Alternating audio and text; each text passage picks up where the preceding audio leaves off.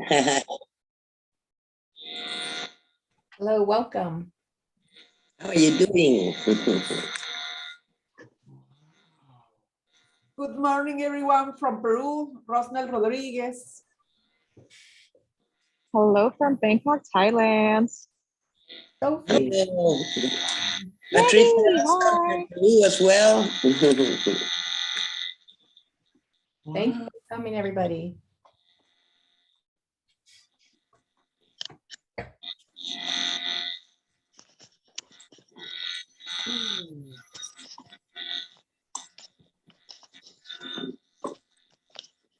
If we could just ask you all to mute yourselves, that would be really helpful. All of our guests, not our panelists, but our guests. Hello, and thank you so much for joining us today. My name is Maggie Gasol. As most of you know, the mission for AIESEC is the peace and fulfillment of humankind's potential. I'm the executive director for AIESEC Life. We are the alumni association for AIESEC in the United States. I decided to use my platform to provide a space for our community to come together and to hear from people directly impacted by the war in Ukraine, to listen to their stories and to learn how we might be able to support them as they face an unbelievable humanitarian crisis. If we could kindly ask you all just to mute yourself so we could hear our panelists more clearly, I would appreciate it. If you have questions or comments, please go ahead and put them in the chat. We are recording this session. We do expect to have time after our panelists have shared for a more open dialogue, so please stay for that. I just want to say thank you so much for being here, and a special thanks to Ken Phillips, who is going to be our facilitator. And I'm going to hand it over to Ken now, who is going to introduce himself and our panelists as well. Okay, thank you very much, Maggie. It's sad, but it's joyful to be here today. I've had so many fortunate things in my life, and it started off with AIESEC now 60 years ago. And I've had 60 years working with nonprofits around the world. Some of the most powerful and important experiences I've had have been in Ukraine and in Poland. And I've been to both countries, I think 30 to 35 times each. And I started seeing them, what they were like in the early 1990s, all through the incredible progress. So what's happening there now is probably the most upsetting thing as an adult I've ever experienced. And I really want to thank you all for joining us. So we have several panelists, and I will introduce them one by one, but first just to list them: Haley Wickman, who's National President of AIESEC in the United States; Maria Kutz, who's an AIESECer from Ukraine and now living after the magical AIESEC experience of an exchange in Mexico, and now married to a Mexican and living right near Mexico City. Volodymyr cannot join us, but Olga, whom I've known, Olga, for how many? 15 years? Going way back. Thank you for doing everything you're doing. It's amazing what Ednania is actually doing right as we speak. And Jersey, thank you for joining us from the Scouting Association in Poland, which is doing amazing group work for people coming, immigrants, refugees coming from Ukraine. So let me turn it right over to Haley, who is, just another amazing AIESEC president. So thank you, Haley. Thank you, Ken. And hello, everyone. I'm really grateful to be here with you all today. My name is Haley, and I'm currently the president for AIESEC in the United States for one whole year. So my term may end in a couple of months, but there'll be someone who will take my spot after. And I'm really thrilled to have some people here who might also be learning about AIESEC for the first time. So I also wanted to take a bit of the opportunity to welcome you in and share a little bit of the background of AIESEC and our mission, and just generally for all alumni, just remind us and talk a bit more about our mission as well. So AIESEC is a global youth-led nonprofit organization that is currently in 109 countries and territories. When reading over the history book that we have, I was reading that in the 1930s, there was this idea of cross-cultural understanding and exchange that was really spreading through universities globally. And it was in 1948 that around 7 students from 6 countries, give or take, with the documents that we have from that time period, from France, Belgium, Sweden, and more, began to start facilitating traineeship experiences. So interchanging themselves and people that they knew to different countries to learn more about the culture and the people there. So through these experiences, young people were drastically thrown out of their comfort zone and had the opportunity to meet people and understand more about them and their background.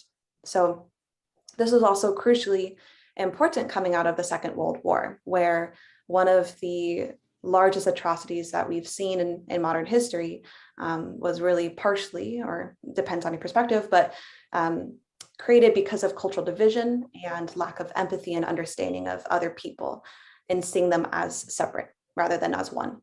So since 1948, AIESEC has sent thousands, hundreds of thousands really, of students on volunteer and traineeship experiences. And also we have over 1 million alumni that made these opportunities possible. I really believe that each AIESECer today represents like generations of young people that really believe in what a brighter future could look like if more people understood what the backgrounds of other people and where they came from, as well as putting themselves in a really practical, challenging experience that they will be pushed out of their comfort zone and deepen their values. So in AIESEC today, and I think in AIESEC always, we've dreamed of a world where we have leaders that really deeply understand other people and seek to understand them before making decisions, that are value-driven and have an ability to empower the communities and people around them. I'm also going to say, I wrote it down, this part. This is a statement of the description of AIESEC, what it is, that usually goes at the end of the page, but I think is really important when we talk about what is AIESEC. So AIESEC is a global, independent, nonpartisan, not-for-profit youth-run organization. We do not discriminate on the basis of gender identity and/or expression, sexual orientation, ability, creed, or religion, nor on the basis of national, ethnic, or social origin. I swear I almost have it memorized, but sometimes it slips my mind. So, I also think that when we go into AIESEC, every AIESECer to some degree has to unlearn a bit of social conditioning that does teach us to see maybe an out group as a separate group of people that we don't inherently relate to. So I think this is crucially important being an AIESEC, and I really believe in this, that this is a group that we joined that really fully accepts people for people and seeks to create peace as a result of that. So we've been around for 74 years, and I think for the next 74, we still will continue to exist. And to engage and develop every young person possible. So young people are the focus group that we work with to send on exchange, but also to engage in our communities. Because we really believe that young people, like, they do deserve the space to learn and fail, to explore what they're passionate about, and to kind of understand more about their own values and how they can apply those in life. So that's a little bit of background on AIESEC for those who know AIESEC, maybe those who are learning about AIESEC today. But speaking from more of my perspective as the current president in the organization in AIESEC US, I've had the chance of experiencing an AIESEC pre-pandemic and missed the outbreak of a global pandemic, and now in this weird stage, what I don't really know what to call it, but I do believe like that first incident definitely rocked us to our core and had us question how we do things, why we do things. And now we're also experiencing an AIESEC that we've always been AIESECs after World War II, but now we're also AIESEC seeing a war take place. And we've had many humanitarian crises and global atrocities truly since then. But this is a time that we're seeing more of the leaders of a nation go to war against another sovereign country. So this is something significant. I do believe these discussions are extremely important. And I'm excited is a weird word to use, but I'm grateful to pass, the mic over to the next panelist to share their story and have all of us here today who are a lot of us AIESECers at core, who keep the values true through life. And I can really hope that I can call on all of us that we keep that true throughout our life, and we're here to support in ways that we can today. So Ken, I'll pass it back to you. Okay, I will ask if there's any question in a minute, but I just want to add, the AIESEC values are so powerful. I can go to literally, I think, any country in the world and meet people I never met before and have trusted, reliable, wonderful friends. And I've done it country after country. It's a joyful thing to have good values. And I praise AIESEC for all it's doing in that. So anybody have a quick question? You know, not a speech, but a question for Haley? I guess raise your hand and maybe you did a perfect job. Okay, well, maybe later. Let's move on, because you know, as I watched the unfolding of this horrible invasion these last weeks, you know, things that I said up until the last minute, inconceivable, not possible. And I can't imagine, Maria, what it was like for you, far away from your family in another country. What was it like not knowing what was happening to them? How did you get through that? Well, first of all, I want to say thank you for this discussion. I think it's important that we have this opportunity to share this these moments together with the whole world. And as you mentioned, that different countries are present, so that's great that we can be united in this situation. And I would answer your question with some bit of context, because first of all, I'm Ukrainian and I'm 30 years old. That's the same number of years the Soviet Union collapsed. So from that point of view, from the moment when I was born, we were, you know, like living with this freedom of, you know, of our like abilities to develop, our freedom to, you know, persist our dreams, our culture. And that's, you know, that's something that much amazing that you feel as Ukrainian, you know, like following your dreams every day when you go to school, when you want to, you know, travel, when you want to achieve your goals, when you want to contribute to your country. That's all what my generation faced. You know, we were so happy. We were joining AIESEC, we were joining other organizations, we were studying in our universities, being so happy to share with the whole world what is our nation, what is our culture, what is our world, you know, our world that we live. And that was so great. And we had faced so many revolutions, you know, that we had, which is like, you know, when I was at school, there was one revolution. When I was at the university, it was another revolution. But as Ukrainian people, we always struggle for, you know, for the peace, for the freedom, for our country. So we were sure that if we, you know, peacefully stand for our rights, peacefully stand for our lands, peacefully stand for the things that we want to persist, the world will all the time keep peace, because that was something that was established during this, after the Second World War, that never, and it will never happen again. It will never happen something similar. It will never, we will never feel something that we read in our history books, you know, when we were studying at school. So answering your question, what we felt, it's actually, I don't think it matters if I was at that moment in Ukraine, I was abroad, or I was abroad. It was around 10 p.m. in Mexico time when we first felt felt about this, and we heard about this.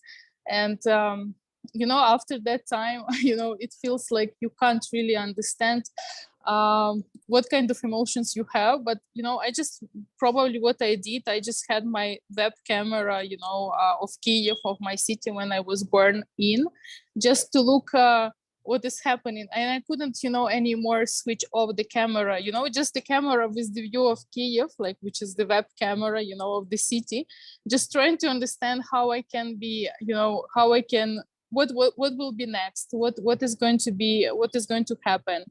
what we need, how we can how we can resist, how we can save the country.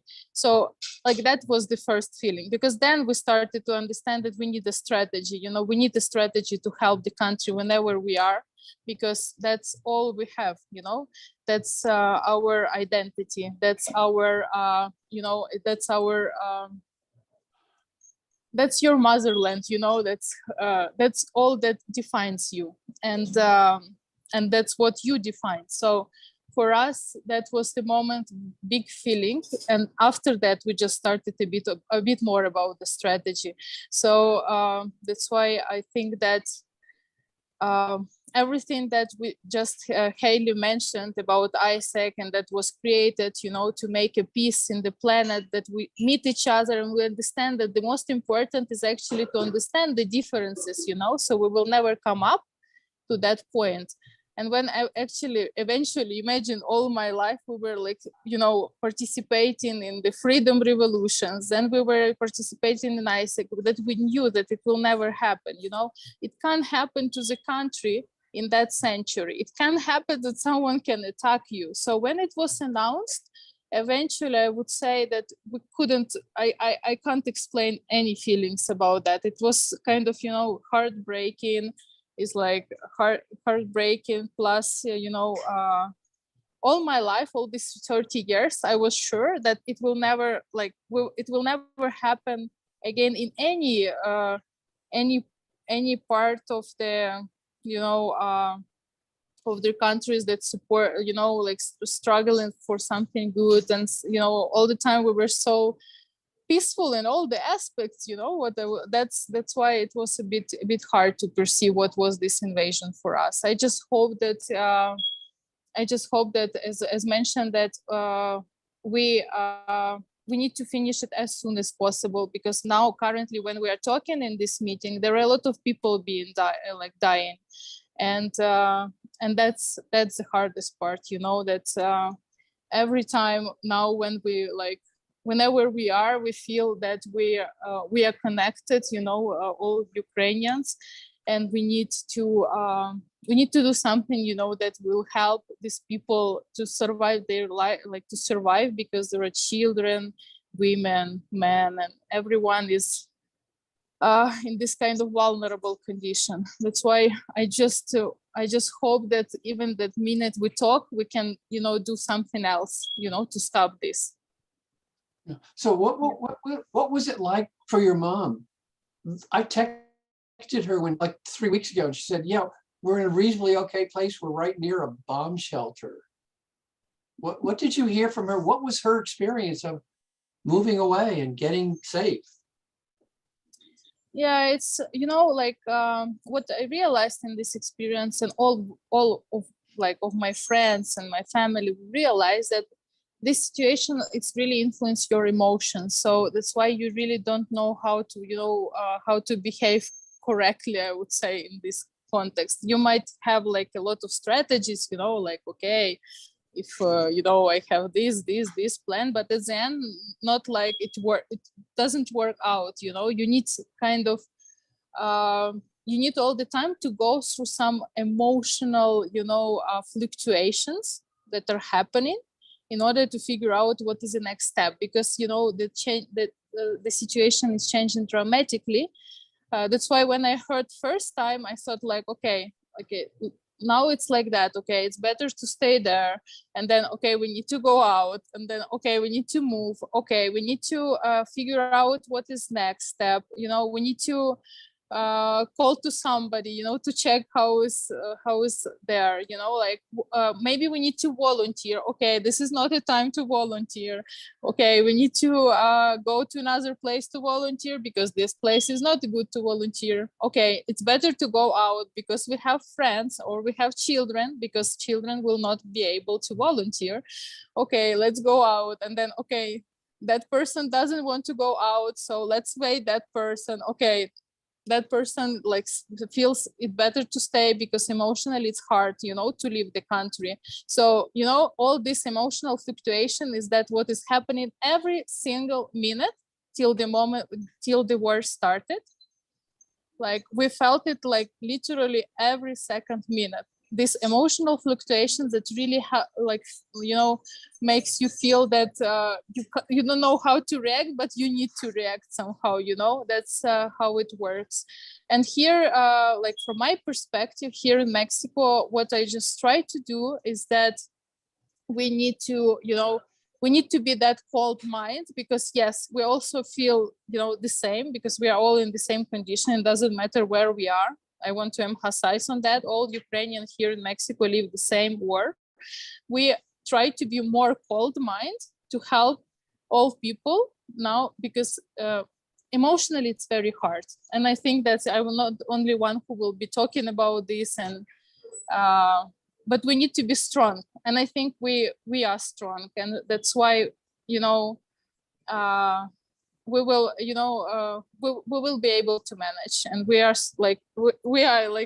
already, as I mentioned before, we already like felt so much about us after the independence. We already felt so much about what we are and what we want, so we will always struggle for that. And I hope that soon we will be able to go to Kyiv and celebrate it together with all other nations. That would be great. Yeah. And the good news, share where your mom is right now. Yeah, that was like a bit complicated, because as I mentioned before, like different parts of the country and families. And yeah, but now my mom is traveling from Amsterdam to Mexico City. So in a few hours, I'm going to airport. I don't know how I will be like, feeling. So I just hope that we will see each other soon, because I would also mention around your question about all these, movements, and about my mom in general. She was in Poland for some time, and I want to say thank you so much for all people in Poland and people in Europe, for all this amazing hearts that you have, for all your support. Because in this situation, to support people like that literally needed to leave their home, and that's that's a big thing. It's like, it's a big heart, and it's very important. Like every single person that was on the way, and the person that helped, and person that helped to to figure out the people who maybe never been abroad. I would share that, okay, probably my family is like, it was in a very good hands emotionally, because had experience of traveling. But there were a lot of Ukrainians that never had experience. And imagine in this situation, to go to another country, to change the context. They never traveled to figure out some like documents, or there are a lot of things that when you travel to another country and you never been to. And Polish people were so helpful. That's, I know, not just from my family, but also from my friends and from everyone around. And I want to say you that this is an example of how people, independently of their like interest or whatever, try to help, just with the open heart, without thinking. It started from the beginning. It was very, quick help. So I think that's the most important. And I think if we all be, and I think everyone like who can, open that the heart, and we will survive. Because yes, there are so many bad people. There are so many bad people that are in the world that might support any kind of aggression, or any kind of violence. But I think there are much more people like this. And yeah, thank you again for all the Polish people for this help. Yeah. Well, Maria, thank you for sharing this. And I just wish everybody, every other family, could have such a good, happy story right now. Okay, what do we do about this? Well, the next two presentations are going to be exactly what people can do, people like us.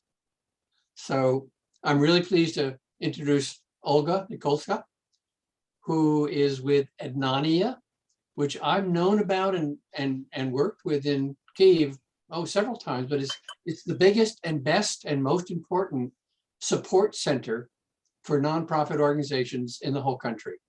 It does an amazing job. And Olga, I'm so glad you're here to share what are you doing now? What are you doing? How are you doing it? It's amazing. Oh, thank you, Ken. Hi, everyone.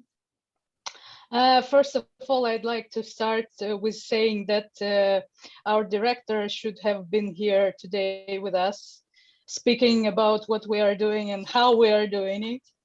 However, he's staying in Lviv, which is under bombing right now. So he's staying in a shelter and is not able to join us.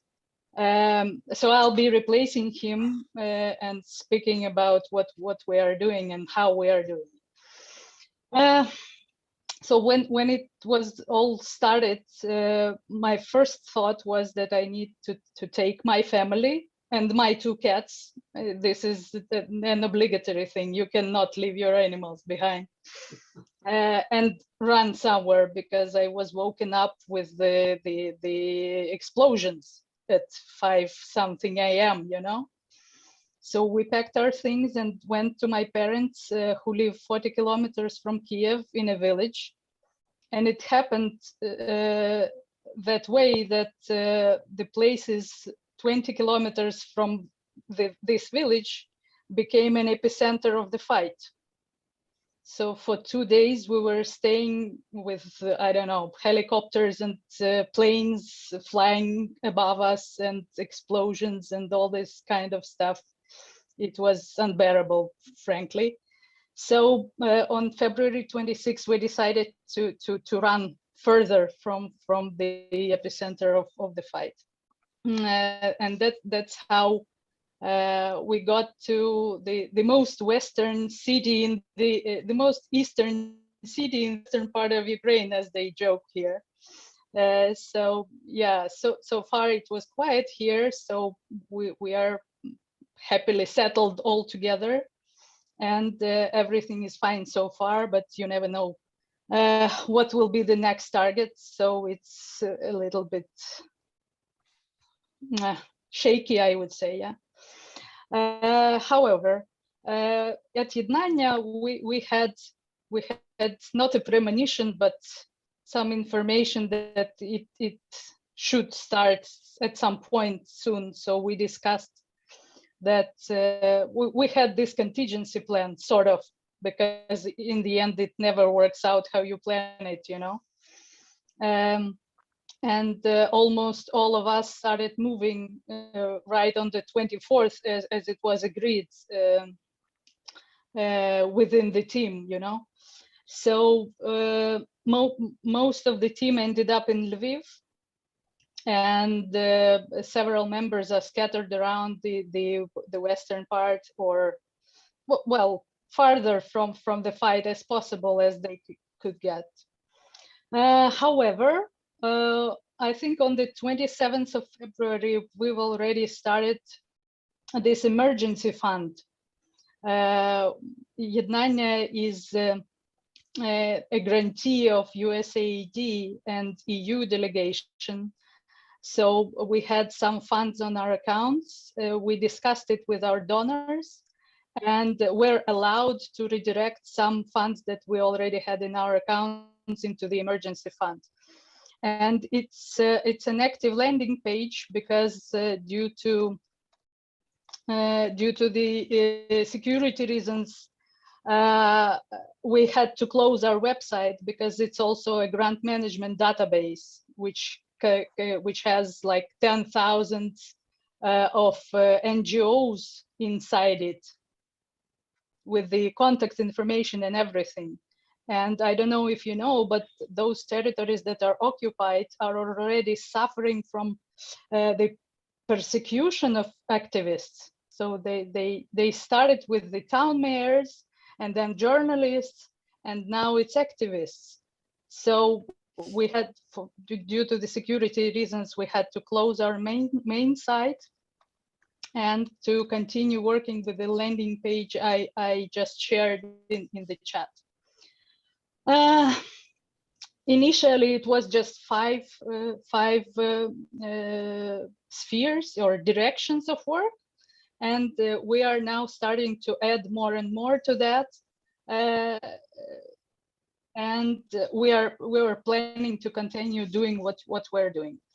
As soon as the information about our emergency fund was released to the public, we started to receive numerous applications.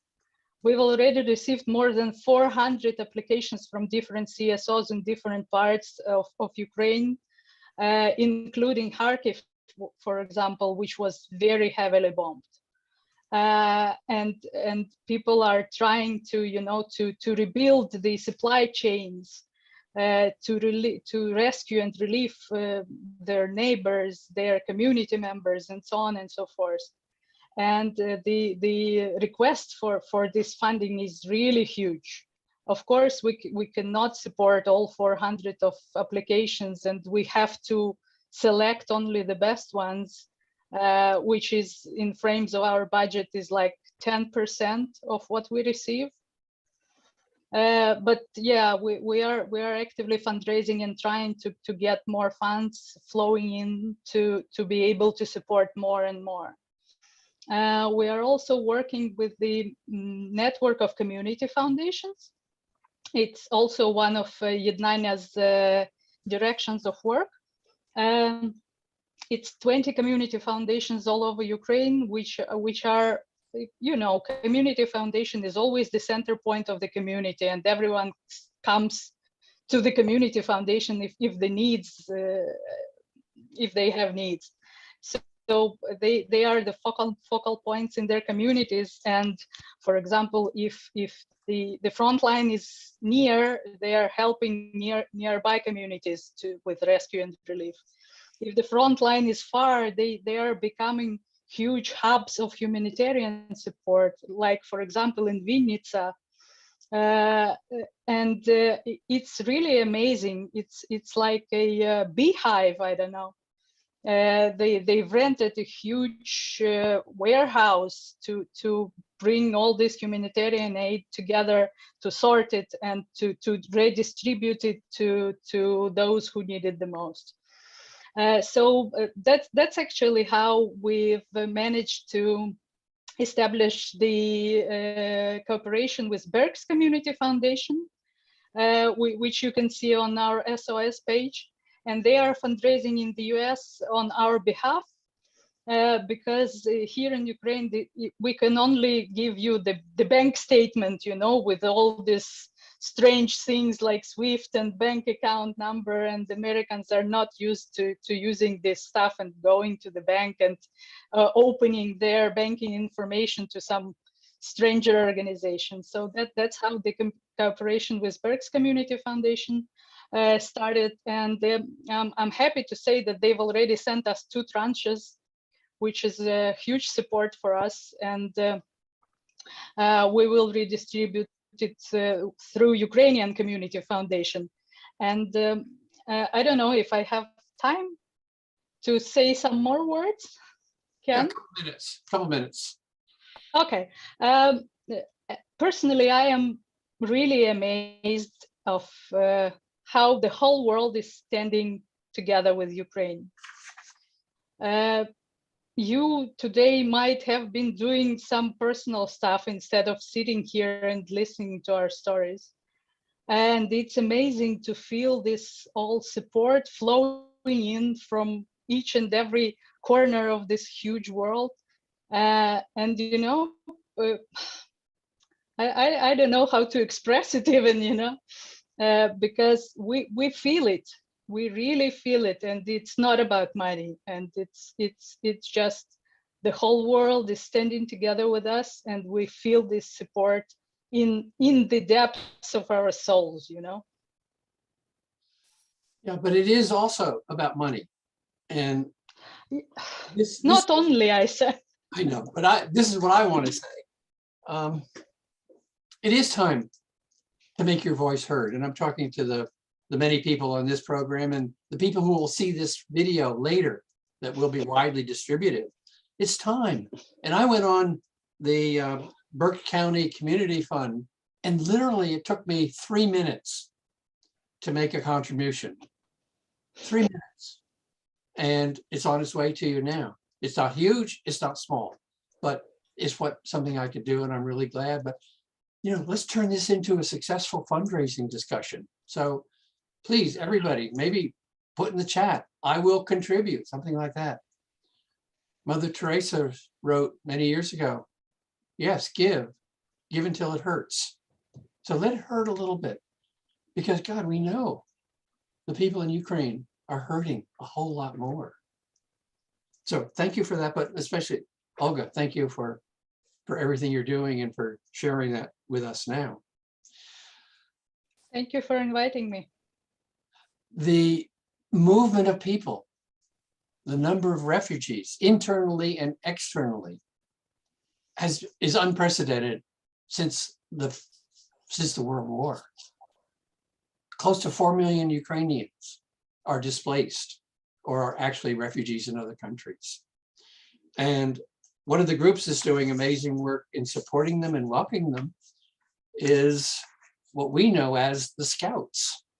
And Jersey, I'm so glad that you are here to share what are you doing and how can you possibly respond to this? It's amazing. Thank you, Ken. I hope that everybody can hear me properly. Well, for us, of course, it was a really big shock. We were sort of preparing for some emergency action because we were gathering equipment, like counting it and sending the news for the government agencies here and there. But of course, it was a shock and a really big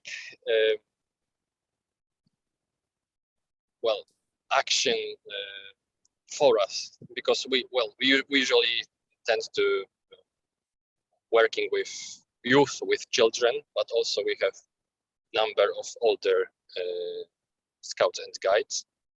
And actually, from the very first day of the aggression, we have used the existing structures of our emergency service of scouts and guides that has been created during a pandemic, and we were serving as help for sick and elder throughout the whole country.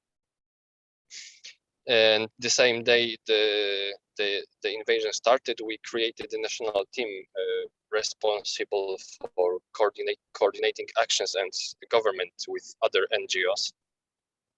Because, well, as maybe we are not like very, let's say, professional, because we are not getting paid for it, but we have a really good experience of coordinating service with other government agencies as well as the normal people.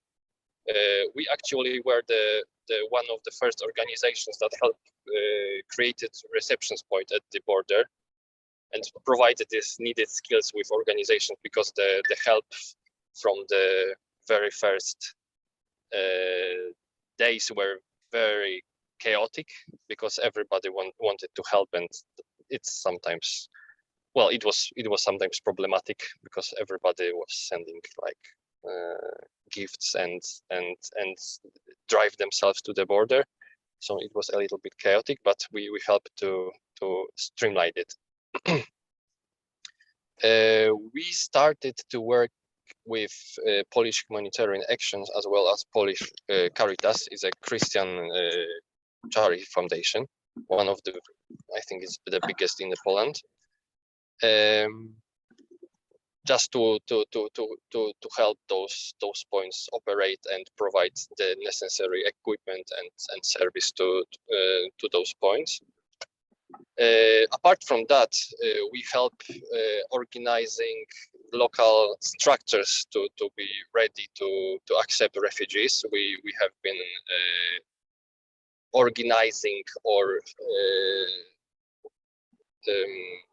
supporting reception point and the train stations, and this is one of the many points where the refugees were coming, and it was also a little bit chaotic at the beginning. We provided, well, thanks to our normal style service, we have pretty nice equipment base, and we use that equipment for refugee shelter, providing beds, blankets, and transport for refugees from the border, as well as creating charity actions and helping in the warehouses where the goods were collected, segregated, and then distributed to the other points, like in Poland and also in Ukraine as well. From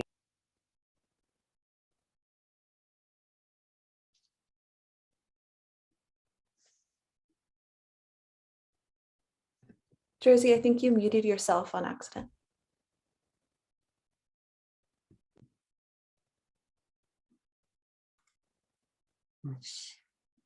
Jersey, you're on mute now. You'll need to unmute yourself.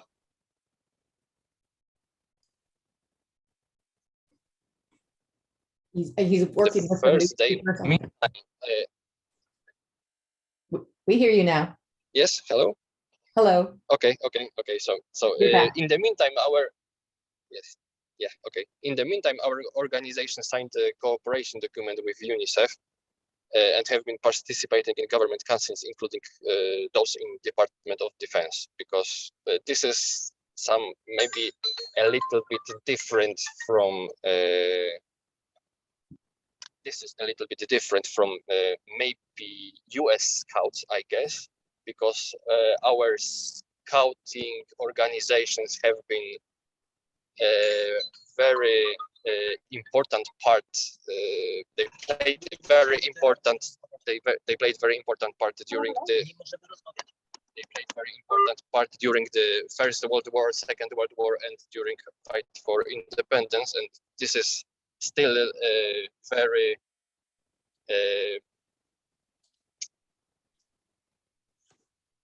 it still exists in our scout movements. So this kind of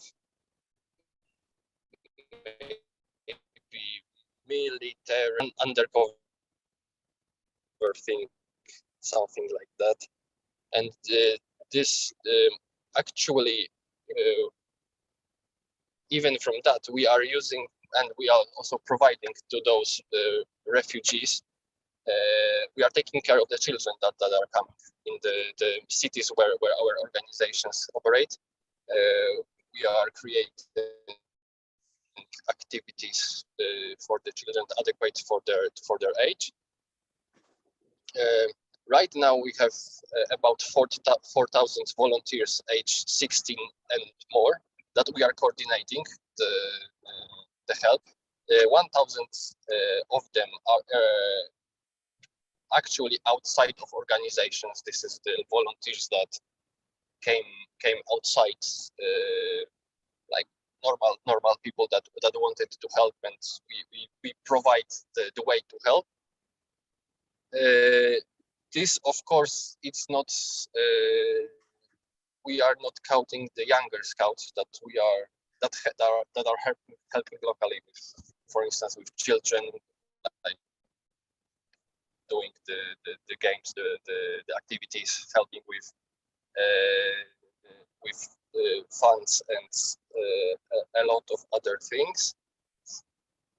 Because the whole situation is so, well, sometimes it's very dire, and the history of the refugees that are coming here, that is, well, it's heartbreaking. We are providing the necessary psychological and spiritual support for our volunteers, as well as we are organizing the courses of Ukrainian language for our volunteers to be able to communicate with refugees, and webinars about this information, because it is really important to, well, in those times that, well, the information travel very fast. We have to be able to look for the truth and not to get caught in some kind of illusion or lies. Well, the main challenge for our actions is, as I mentioned, we are based solely on volunteer actions. No one's being paid, even if in our headquarters. It has its downsides, but it's also very well. This is how we operate, and I don't think we would change it. But it's as every volunteer actions, it's created sometimes a lot of stress and conflict with education and when work duties, because usually we have to, well, get out of the school or from the place of work to help, and it's sometimes not very easy in the long-term situations. And right now our headquarters are planning long-term activities that we can weave into our normal day service. That is raising and working with scouts and guides. We are trying to create activities that would be proper for the Ukrainian children that are coming to Poland and will be staying probably here for a while. Wow. Yeah, that's Jersey, thank you so much for sharing this with us. yeah, no problem. We've all seen so many pictures of, a family, a mom and a baby, little great kids with nothing but a suitcase, walking and trying to get freedom and going to Poland and other nearby countries. And that you're welcoming them so beautifully is a tribute to the best of humankind. Now, I'm sure everybody here says, thank you so much for what you're doing. But No problem. let me also say, money is important. And I don't know if you all saw Maggie's chat just a minute ago, but she told me this morning that she had sent a contribution to the Scouts, and it was very easy to do. And she found it was cheaper to do dollars to euros. Well, I guess that makes sense. So everybody, step up, please. If I were still working at Save the Children, you'd see a series of beautiful little kids saying, please help me. And that worked. But we don't have those pictures, but you've seen them. You've seen them on television. You've seen them in the newspapers. So it is time for everybody to do something more than you think you can do. So questions. I think Haley and Maggie are going to manage the questions. So raise your hand. Let them know. How are we going to do this? Go for it. We have experts here who are ready to tell us more. Well, I have a question. This is Chris in Chicago. The money part we all get, right? We're all doing donations and everything else, and I'll definitely support this. But the having spent a lot of time in that part of the world, how effective are the protests? I have a good friend that is from Ukraine, worked with me, and he's actually went to Poland from Australia, and he's trying to get all of his friends to start protesting, right? And I would love to get involved in that. Is that something that AIESEC Life could maybe help, kind of bring the community of all the alumni together? And I don't really know how effective it is, but I would love to feel like I'm helping, stop this horror that has been inflicted on the world. So. Thank you for that question, Chris. That is an interesting thought. I have not pondered that. I know that some AIESEC Ukraine members have shared how to get involved with advocacy, and I could share some of those links in the chat, but maybe we could talk offline to figure out if that's something that we could do as a community. To be honest with you, it's not an area that I really spent much time thinking about, but I appreciate you asking that question, and maybe we can work on it together. And I know we have others in our community who have family in Ukraine or maybe are in Ukraine right now. If there's anything you have to share or something that you could offer, perspective, your own personal perspective, we would also invite you to share that with the community if you feel comfortable doing that on this call.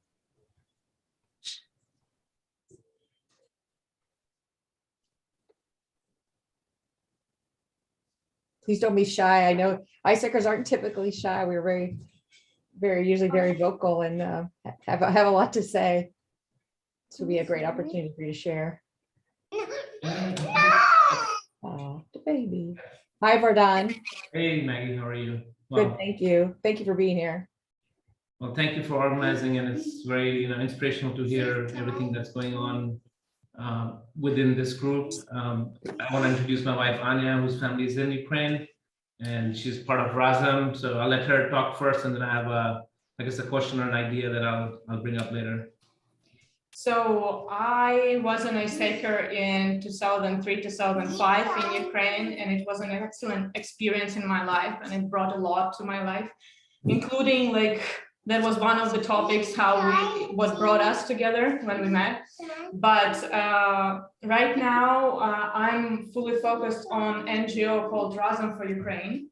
It's an American NGO, and I fully agree with Ken saying that dollars matter, but from our perspective, in addition, from our perspective right now, our NGO for the past 8 years, we were raising about $150,000 to $200,000 a year. Right now, within 1 month, we raised 20 million.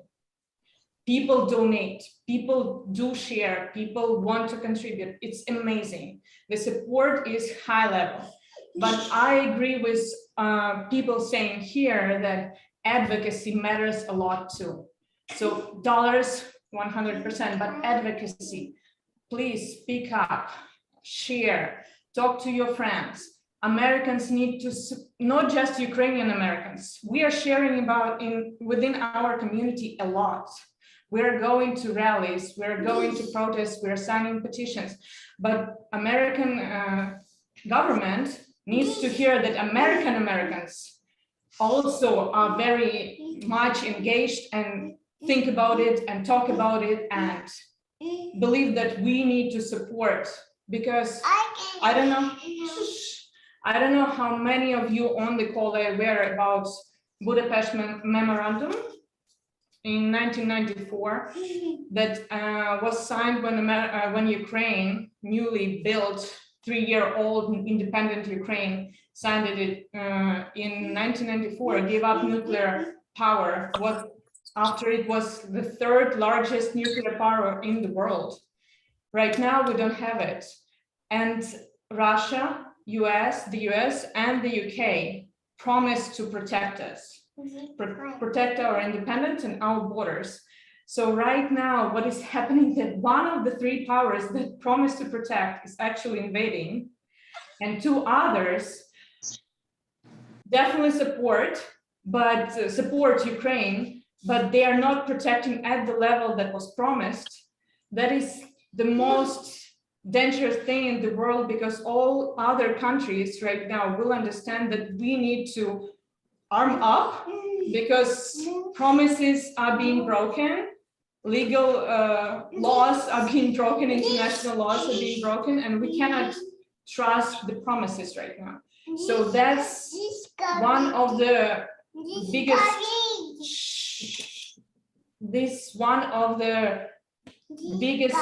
message that we are trying to, one of the messages that we're trying to push forward and to understand people around the world, that Ukraine needs protection and needs help. So in any way, sign a petition or call your representative, talk to your friends. People need to be aware, people need to talk about it, because it's not just Ukraine versus Russia right now. It's literally the legal international laws in the world and how they're being protected, how every country and their independence and their life within their borders is being protected And we need to stand for that. Any questions? Thank you, Anya. Not at all. I'm glad I'm here. Thank you. And just from my side, I would just add, I think, so we're part of AIESEC. I was in AIESEC India 94 to 6 or 8. Yeah. And there's a lot of sort of foundational things built in AIESEC, as Haley mentioned, which I'm not saying got lost, but I think it's really time for AIESEC to refocus on saying how can we truly help, not just in the short term, but also in the long term, right? So that's one of the things that I wanted to share, or at least bring up as a topic, is what can AIESEC do now in terms of setting up or refreshing sort of somewhat of its focus to say, hey, how do we help people over the next course of, I don't know, 4, 5, 10 years, right? And exchange programs, helping those who, I guess got displaced in Ukraine, will somewhat settle somewhere, but how can we sitting here or anywhere else in the world be able to help them, right? Those who have built companies, can you bring trainees in, right? Or what are the other ways that the DNA of AIESEC can play a role in a longer term sort of view, is something of a topic that I think we should discuss on another time, or within the AIESEC current sort of community. Yeah, I love that idea. I mean, we all get the news. We all have friends in Russia and Ukraine, and we're because we're all international, but how can AIESEC make a difference, and how can the AIESEC Life and the alumni do something collectively and harness our ability? I love that idea. And I think we have Lori with your hands raised if you want to speak. Yes, hi. Are there any efforts that you are aware of that are going on to help refugees come to the United States if they would like to?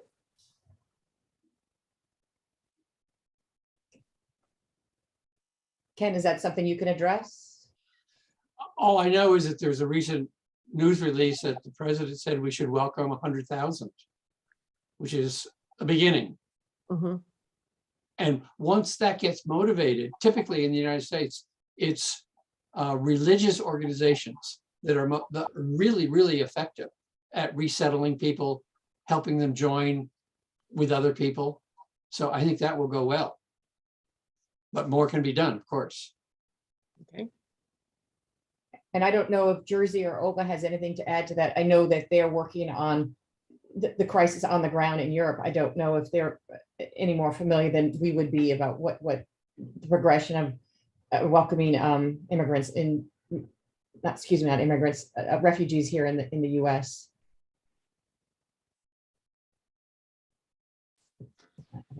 Maggie, I heard today that the main problem at this time in Poland and other close countries was the possibility of getting visas to the U.S. because they are packed with a waiting list. And someone from the U.S. informed that they are opening right now something 300,000 spaces and visas to give priority to that area. So that will facilitate the start of this movement. No, I also know that there are big facilities for refugees to go to Canada as well. Great. Thank you, Patricia. I see Michael has his hand up. Michael Flood. Yeah, thank you.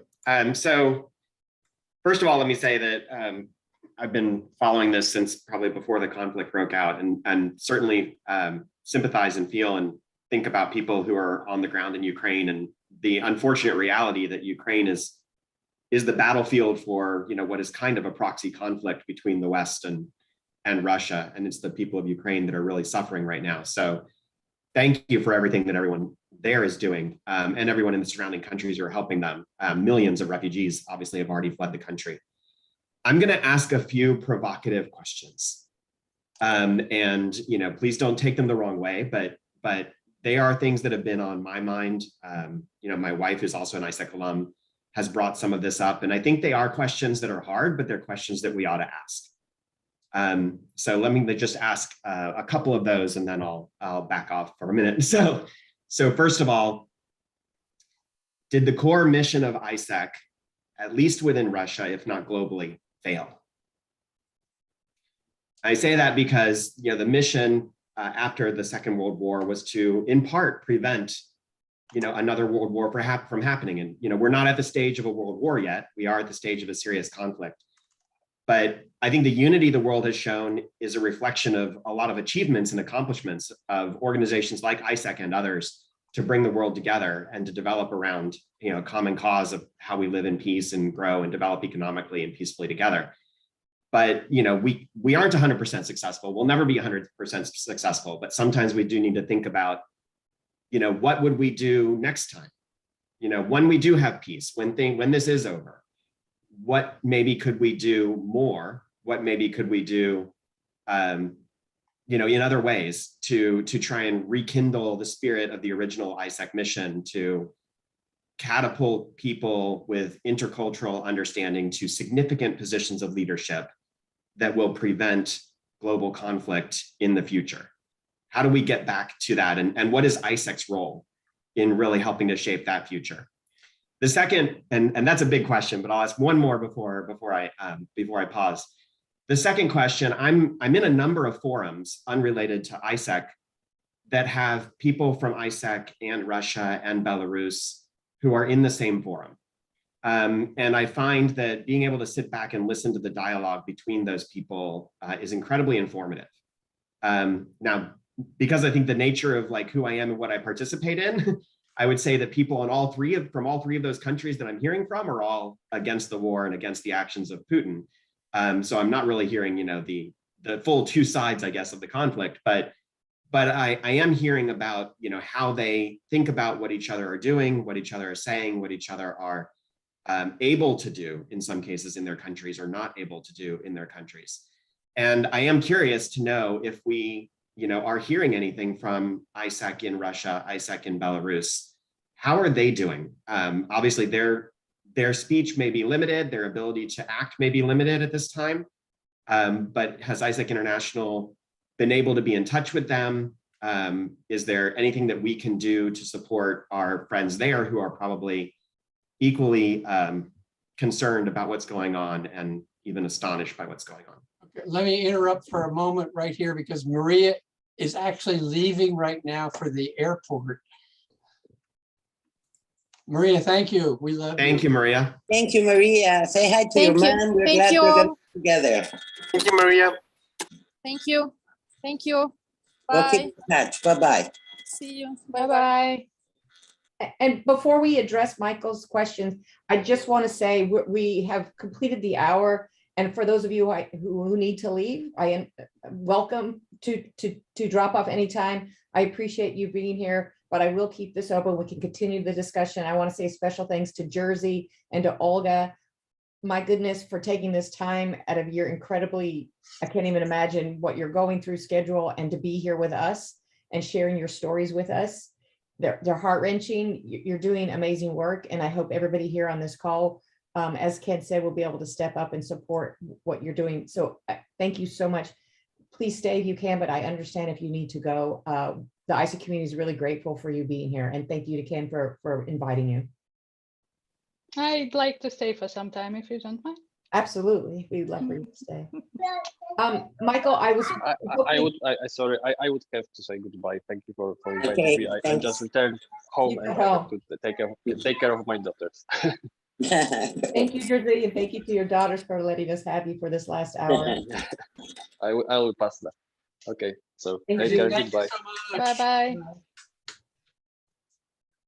Haley, would you be able to answer part of Michael's first question? And then Michael, I know we have a lot of international AIESECers on this call. I believe Alex Tiki is here. I know that AIESEC alumni in Europe met Alberto is here about a month too. ago, and they had a conversation. I think Christian Stein might have been on the call. I think they might be able to update you a little bit about any conversations that AIESEC Ukraine, Russia might have had in that conversation with the other AIESEC European alumni.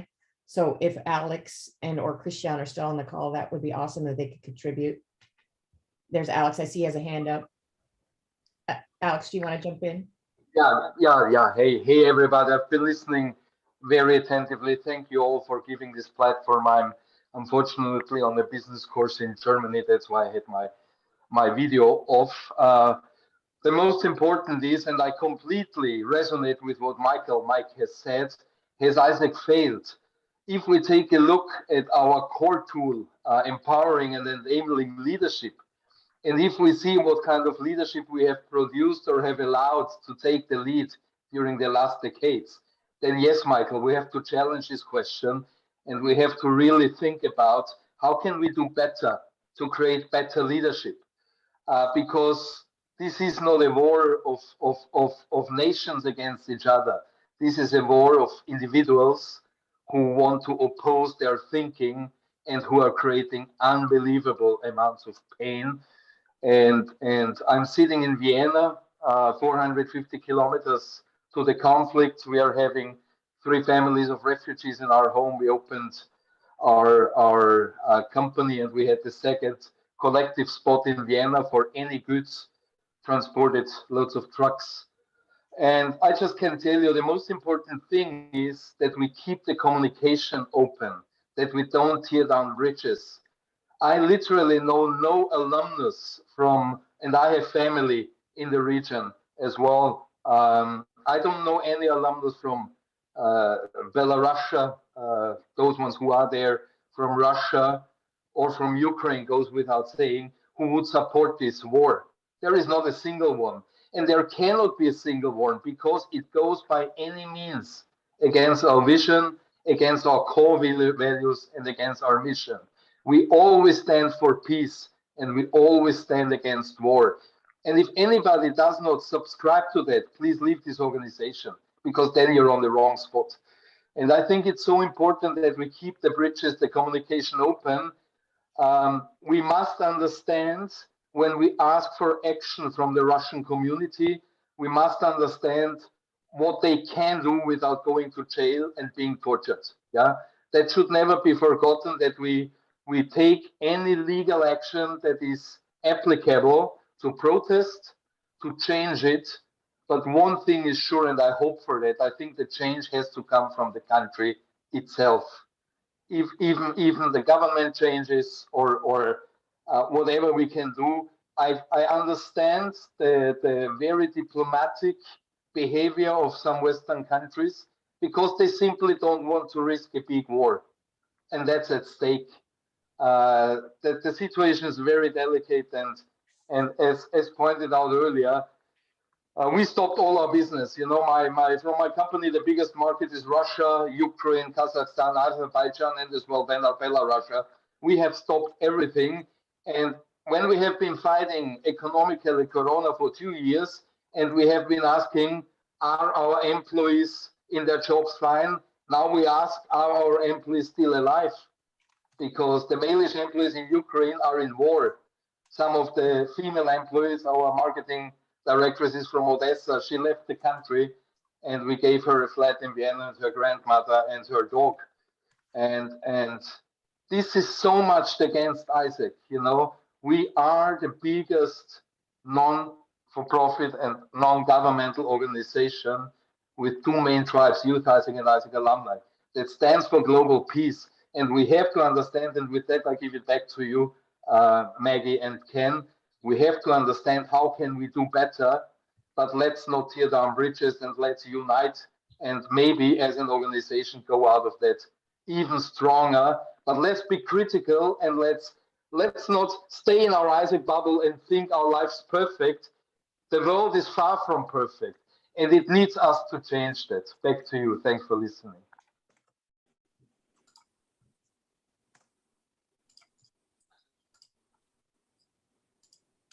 Haley, did you have anything to add from you speak for the AIESEC youth, certainly from all of us here at AIESEC Life, and we appreciate everything that you do.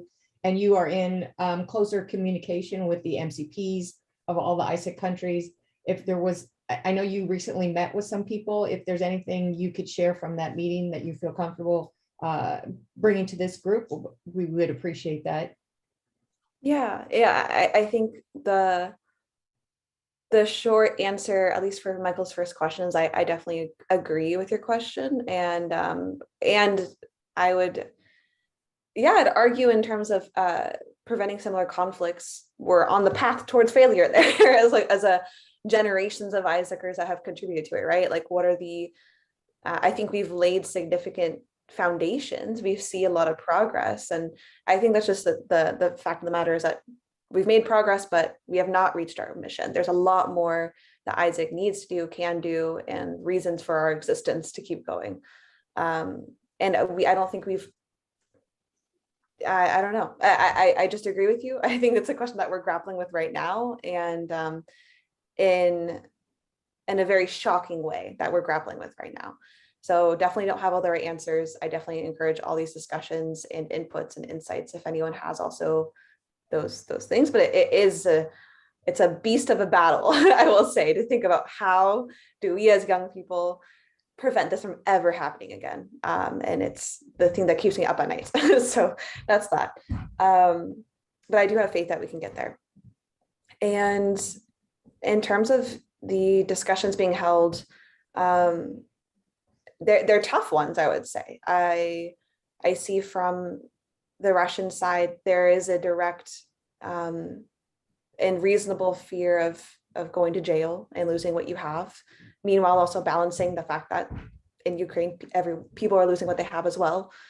So how do you work towards peace collectively? How do you keep AIESEC dialogue in Russia? Very importantly, to Alex's point, that these conversations do need to be happening in Russia, but the manner at which maybe needs to be more delicate in different ways so that this can continue.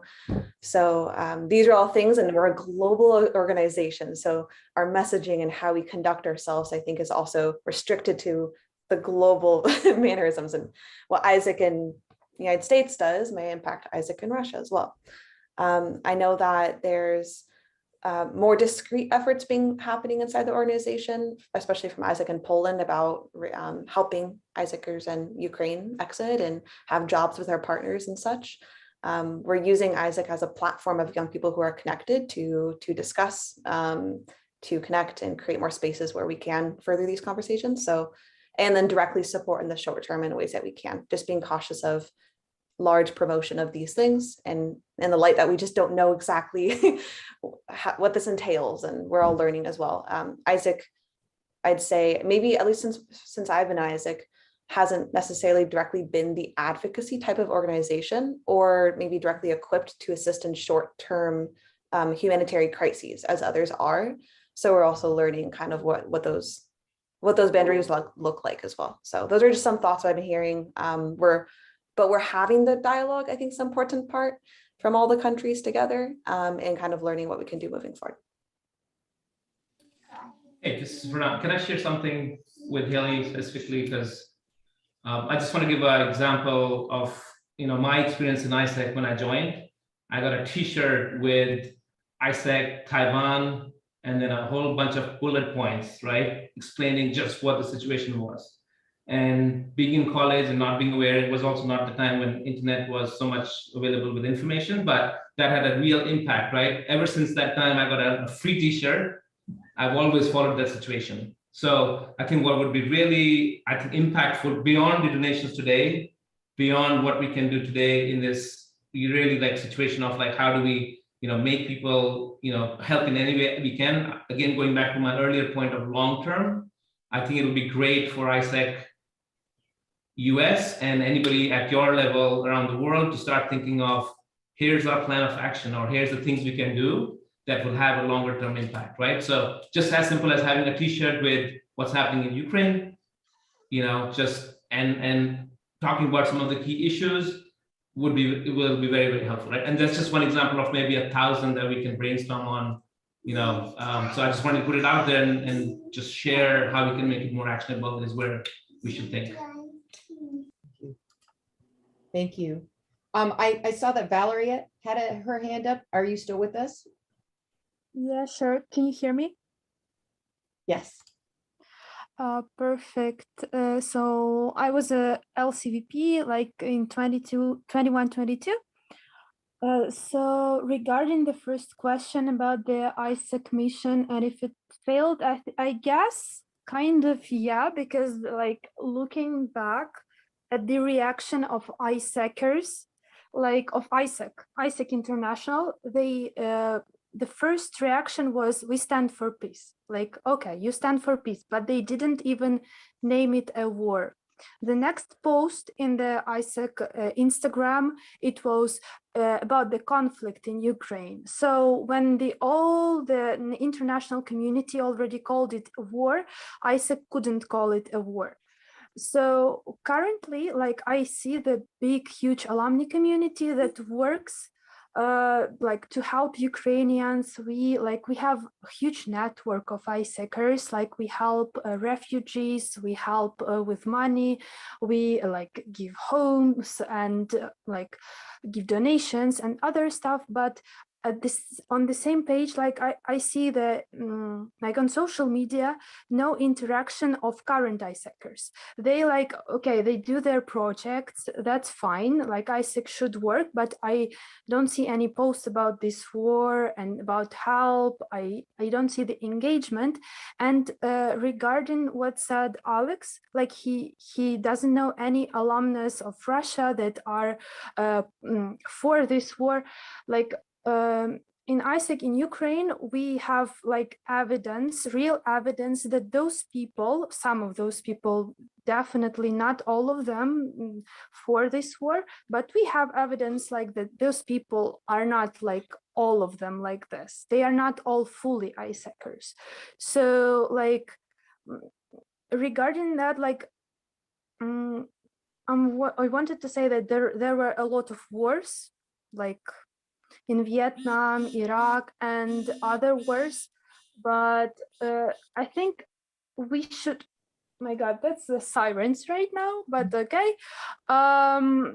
So I guess somehow we should change not change our mission, but change the actions that we do. We need to say, and we need not to be scared to say, because currently like AIESEC International, it seems for me like a simple organization, like with a lot of bureaucracy that cannot name war a war and cannot do anything, any action, and that's just it. And because my co-workers, like teammates, they face this rejection of people in other MCs, because like currently we cannot work, we cannot like do exchanges as we did, and that's why some of the entities and some of the LCs, they ignore our LCVPs because we cannot give them like what they want. So I guess it's also about the educating the AIESECers about the political situations, because sometimes they don't, how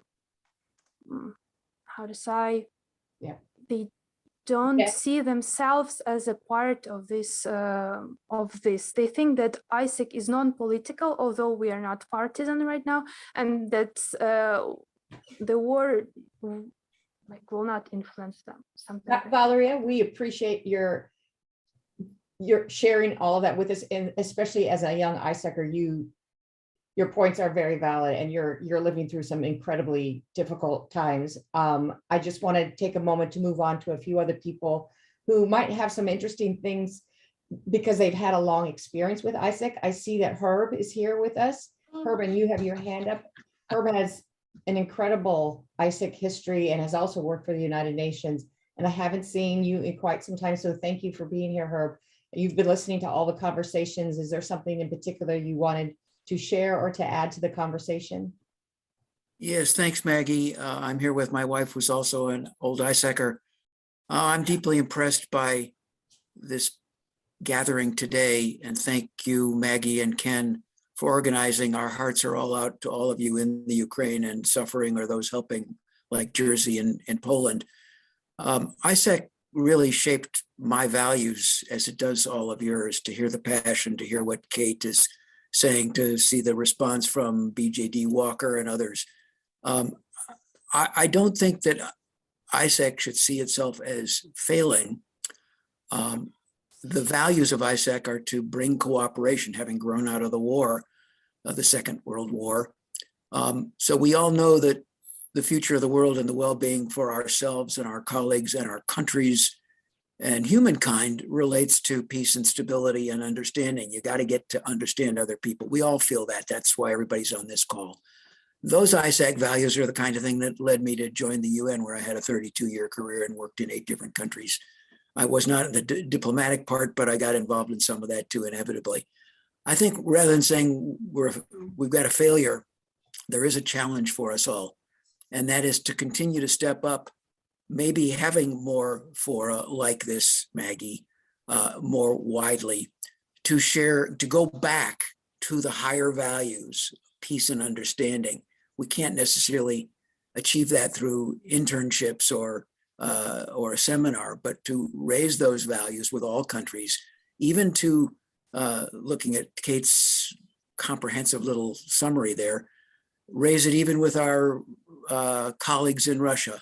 Even if there's a question of who's to blame, we've got to get above that. We've got to get to the reinforcement of the values of the peace and understanding and action. And every one of us who can, as has also been mentioned, try to advocate with our own governments to support peaceful efforts and humanitarian support. This is what the UN has been doing. This is what other groups are doing. This is what these NGOs that are where we're seeing the appeals for their financial support that we heard earlier in this program. So let's look at where AIESEC has a possibility, where AIESEC has a niche to operate through communications, through advocacy groups, through maybe even messaging that we support peace, we support security of all people in every country. This goes back to our very roots and our very origin. But a pat on the back for all of you on the call, our sympathies and deepest support to those of you in the Ukraine who are on this call, or those of you nearby who are offering support. And that question that was raised some minutes ago, what can we do to help refugees? There are ways, as has been mentioned by Ken, the religious organizations. I put something in the post about the International Rescue Commission. There are a lot of organizations that can help resettle, and we do need to reach out. I think that's another possibility for AIESEC to do something more systematically. So I've rambled and taken a few minutes, Maggie. I know there are a couple other hands up, but we are a group of values, even though an individual local committee or an individual internship doesn't necessarily manifest that. Organizationally, we do. Thank you and best wishes and sincere admiration for the courage and the strength of our friends in the Ukraine and neighboring countries. Thank you so much, Herb. I love what you said. I mean, the AIESEC values, each of us as individuals can take those to actions and advocacy. So important that we follow up with that kind of talk with the action. I was going to invite Michael Hansen to talk. Michael is actually on the board of directors for AIESEC Life and is originally from Denmark. Michael, are you still here? Yeah, I am. No, it's. I think that just to kind of follow up what Herb was talking about, that the messaging is very important, and I think in the messaging today is very powerful with social media, and I think AIESEC can definitely play a role there. I was a part of AIESEC when the controversial issue was apartheid. Should AIESEC stay in South Africa?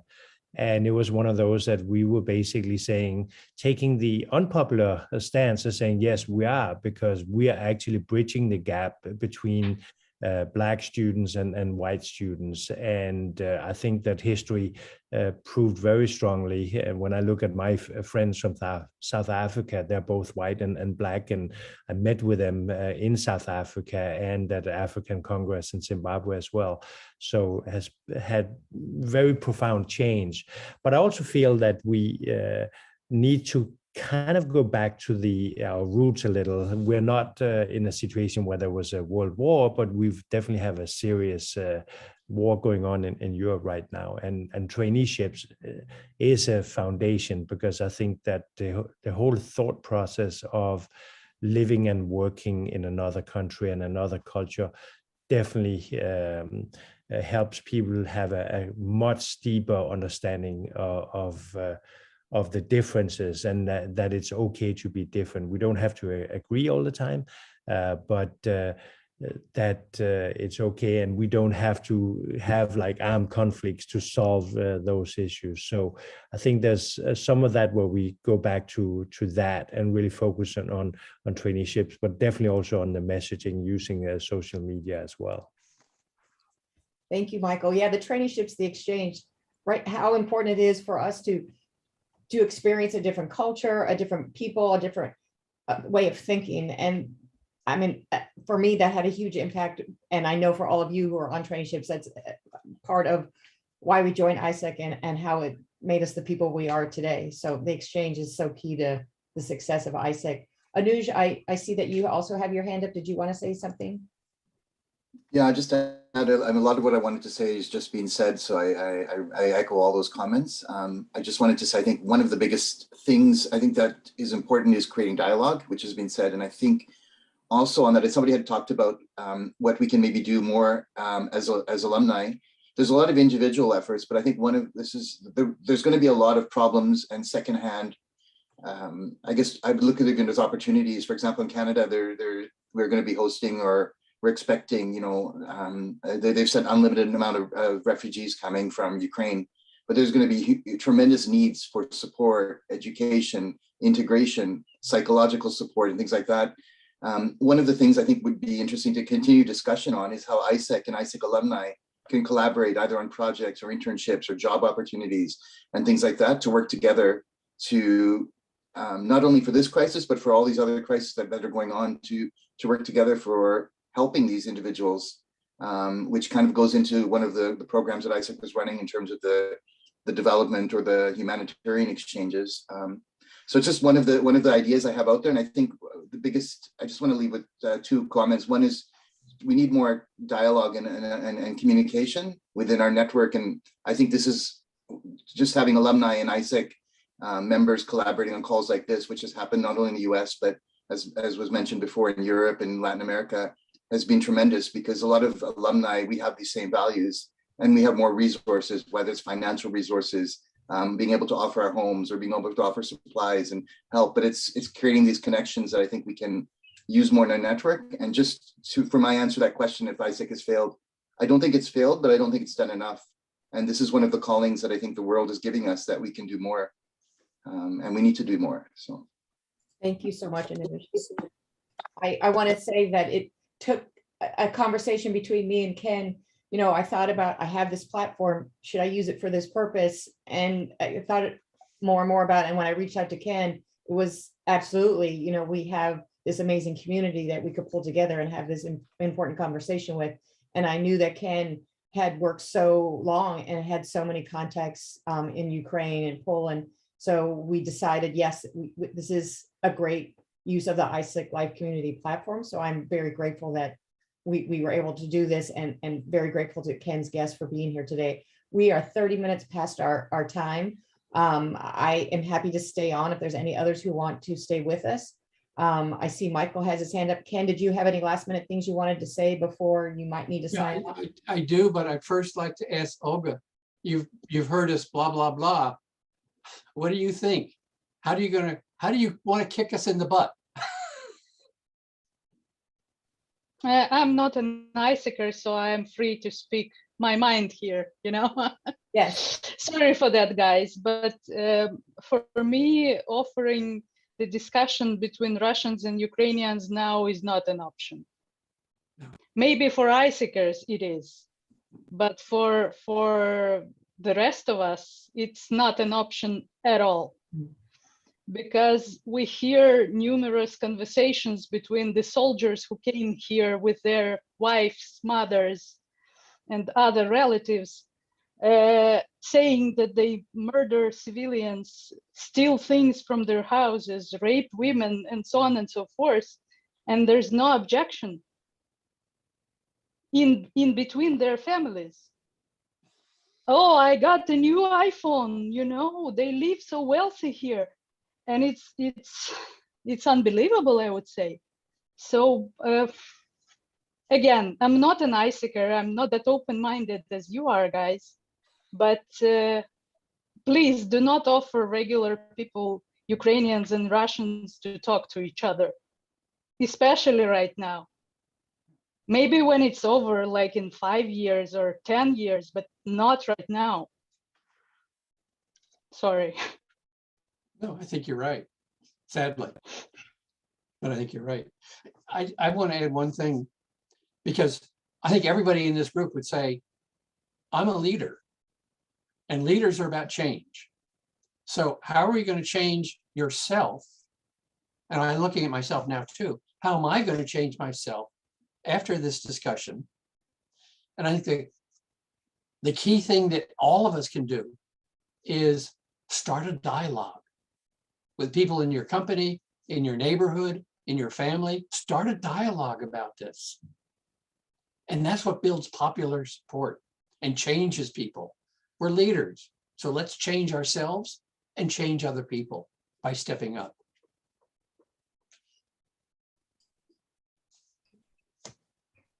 I see there are a few more people with hands up. If I'm willing to stay and keep this session open, if you'd like. I see Kate, who's I think calling in from Ukraine. Hi, everyone. Yes, I'm from Ukraine and I currently live here in Odessa, a beautiful city, which is thankfully not that touched by Russian missiles. We have like a couple of buildings ruined and missiles that we successfully tried to remove. So thankfully, it's not that hard as in other cities. And quickly introduction, I was in AIESEC from 2005, 2009, LCVP of communication in Ukraine, in Odessa. And I've been a seeder. I traveled to India and then to different other grant programs like UNESCO, human rights and sustainable development organizations. So right now, the question that you are, first of all, I want to thank you all once again for your collective efforts of helping and supporting Ukraine. This is really very important because we feel this help and many of you do tangible actions that really help moving this situation to a peace. Another question is about Russia and AIESEC Russia. As I've mentioned in chat, we had some discussions with the alumni in different networks that they have. Unfortunately, they are not really trying to open this dialogue for now. So we just let it as it is, and we are focusing on what we can do. Right now, we can support our army to defend ourselves because it's really crazy to see women and children being just like their houses ruined. And second thing, what we can do is help with logistics of humanitarian help. So we have different trusted organizations that all try to bring help from Europe, from the United States.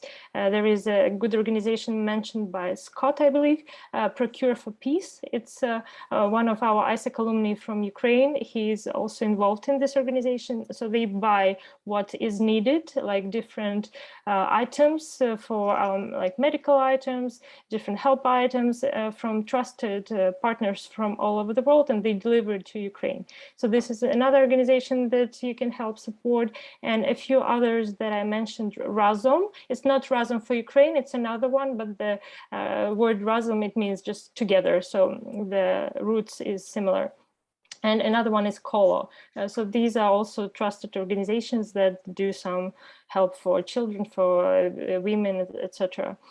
And yes, just like as we are leaders and we can start a dialogue, the help that like being an activist and calling to governments, this also actually helps because once governments feel the tension from the citizens that they actually want some peace, they want some more sanctions or more just like actually sanctions really help. For example, Russia was prohibited from getting the items that they make these how do you call it, like missiles, like some military stuff. So some companies, they stopped working with them. So it means that they will not be able to throw missiles. So all these actions that you can do on your level, they all help, like donating to trusted organizations, helping refugees, and connecting, like also from the previous call that was, I think, 2 weeks ago, I believe, Christian did this call. So we have a Telegram group. It's called Support Ukraine. And there we share different ways how you can connect, how you can involve. So if you want, maybe Christian or we can send you the link and you can get involved in this as well. So once again, thank you for not forgetting your friends in Ukraine and helping all of us bringing peace closer. Hey, that's so powerful. Could you send to Maggie and me all of the names that you just gave and the contact points? She's left a lot in the chat, but how to get in touch with the Telegram. Okay, sure. I will just try to gather it to the chat. Thank you so much, Kate. I see that we have 2 more hands. We'll try to get to those. Alberto, did you have something you wanted to add still? Hi, how are you? First of all, I want to thank you, Maggie and Ken, for organizing this. AIESEC Alumni Iberoamerica organized something similar about 3 weeks ago or so.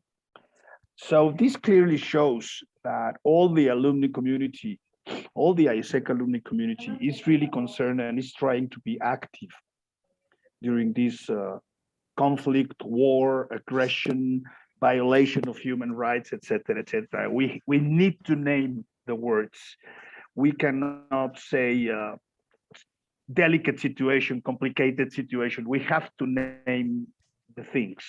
We have to say, yes, it's a war, yes, it's an aggression, yes, it's a violation of international law, etc. We need to name it.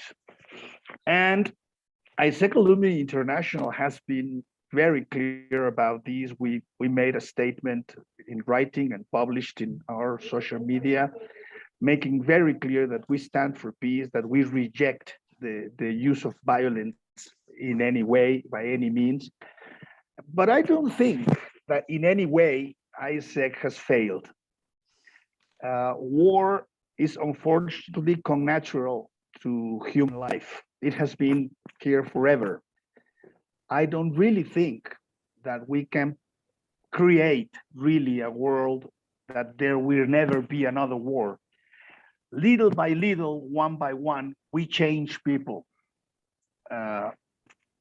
And the more people we can change, the more complicated will be for those who like war to go to war. And yes, we should be trying to put people with our mindset and with our values in decision-making positions.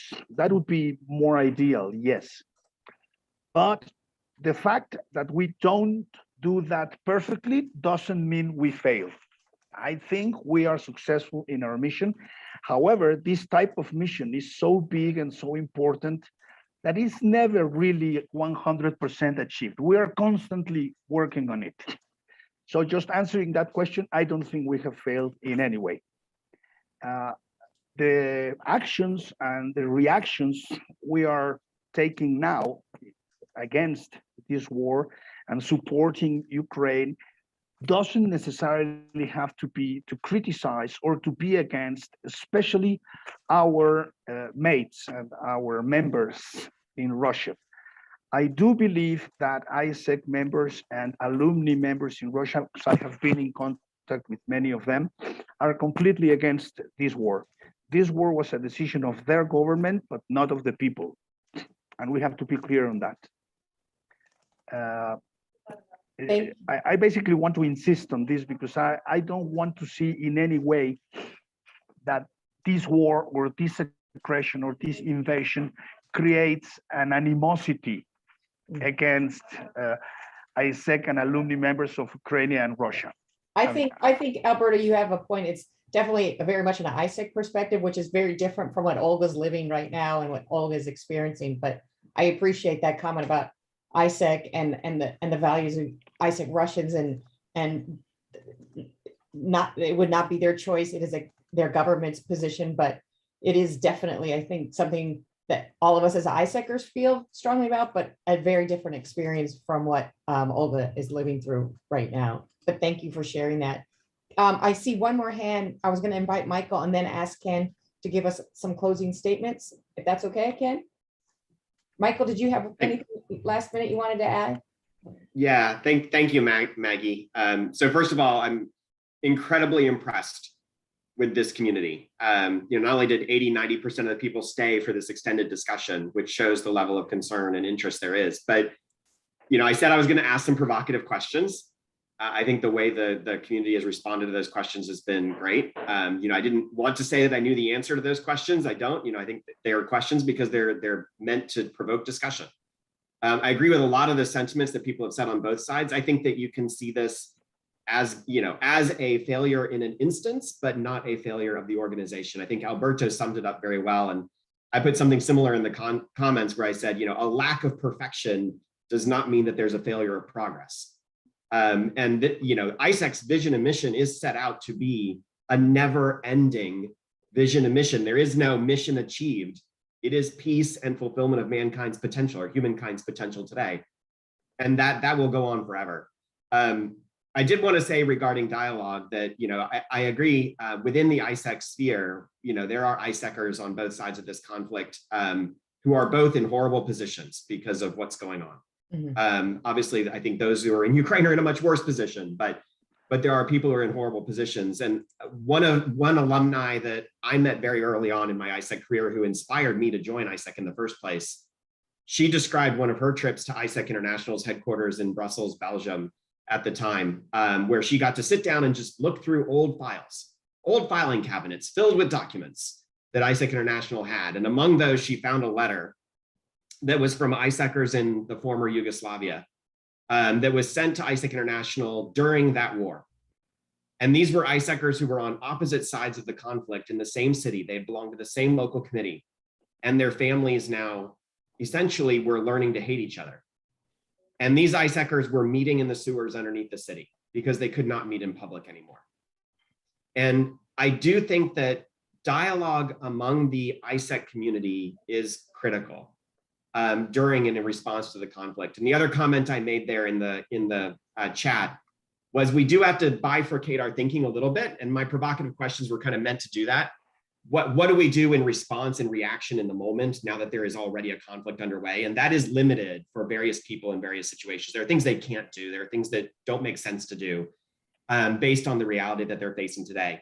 But that question of what can we do in reaction, which Ken, you've been obviously passionate about, we need to do things now that we can do, whether it's donation and activity, and several people have talked about protesting and voicing, et cetera. And then the second question is the longer term question, which is that AIESEC's core mission is this long-term prevention. And that prevention work doesn't stop because there's a conflict going on in Eastern Europe. That prevention work continues in other parts of the world where there will be other future conflicts. And how do we continue to do that around the world? And I brought that up because I am passionate that AIESEC can do more and can be more than it has been over the last, several decades, and that we can do even more to propel like-minded AIESEC vision and interculturally minded leaders into positions of power to prevent war. And that may mean all of us, collectively amidst our companies and amidst our influence, being able to get more people to cross borders to have these experiences and help them get into those leadership positions everywhere in the world. And the pandemic severely limited us in doing that. And I think that this is an opportunity for us to really seize, to reignite that part of AIESEC's mission. So thank you for the discussion, everybody. And I'm sorry if the provocative questions did upset anyone, but sometimes we have to get a little tense to have some really valuable discussion. Thank you. Thank you, Michael. I appreciate those questions. And I think it added a lot of important conversations and value to this session. So I appreciate it. Ken, would you like to close this out today? Yeah, I will, although I'm sad to see it end. I really am. Thank you to the amazing panel. I think you brought so much of value to us. And thank you for the participation, both the AIESECers and the non-AIESECers. And I want to build especially on what Kate and Michael said just a minute ago. There are things we need to do. And as a manager, I know that things happen when you have another meeting. So I'm thinking, I didn't think of this until I heard so much energy around this and so many good ideas. Should we revive this meeting 3-4 weeks from now? And see if we can participate, see what we've done. And I say that, and I'm thinking, okay, Ken, you got to do something more than you were going to do otherwise, because you're going to report how you changed, what you did better. Because leadership is all about stepping up. And this group has amazing leaders. So should we meet again in 4 weeks, 3 weeks? Either, raise your hand, say yes in the chat, say no, say boo, whatever you think. Should we do it? Maggie, do a count. Is this a deal? Well, we're down to 27 people on the call. We had close to 50, but I see a lot of yeses in the chat and I see a lot of thumbs up. So my assumption is the answer is yes. And one thing we all could do when we meet again is let everybody in our Facebook list, our LinkedIn list, our company employee list to join us. Let's make it 200 people next time. And you can buy for my extra Zoom time. I have to enlarge my account to we will. So many people. It's just we'll take care of that somehow. We promise. Yeah. So yes. I'm seeing at least some interest. Yes. And some interest is enough, especially when I see Kate say yes. That's all I need. And I know Olga saying yes. Herb saying yes. Let's do it. Let's make some changes in our own behavior and what we get other people to do, and come back in 3 or 4 weeks. And we want to send off Olga with all the best wishes, all very positive thoughts for your safety, for your family, and so grateful for you to take your time, your very, very precious time to be with us today. Thank you. Thank you guys for having me. It was a real pleasure to witness this discussion of a group of, I don't know, maybe it's not a group, it's kind of a family here. Thank you for having me as an extended family member. It was a pleasure sharing the reality with you, and your response is really wonderful, and I'm thanking you for all your support. Thank you. Thank you. Everybody have a wonderful rest of your day. Thank you again for spending this time with us. Be safe and just, keep as my father would say, keep the faith. Just keep going. Thank you for being here. Thank you, Maggie, for hosting. Can I share quickly a successful story, happy story from Ukraine that happened today? There is an AIESEC alumni from Mariupol. You probably heard about the city, which is now completely ruined. So for a whole month, I was trying to get a contact of our girl who was an LCP of Mariupol AIESEC. And so today she managed to escape from that city with her family by foot. So I was extremely happy, as they are now on their way to another safe place. And also, this month, we had a lot of times that we were all full of hatred and sorrow and angry emotions. But at the same time, many of us right now, we feel that hate will not win. So we still have to have our hearts full of love, even though it's really a hard time for us. But we have to build the light, because only light can win. So this is what I am asking for you, to have these peaceful emotions for Ukraine that will help us. That is a perfect way to end this call on such a good piece of news. Thank you so much for sharing with us, Kate. That's awesome. Thank you. Yeah. Thank you, everybody. Maggie, save the chat. It gets safe. Bye-bye, everyone. Bye. Bye. Stay safe. Bye-bye. Bye-bye. I love you all. Bye.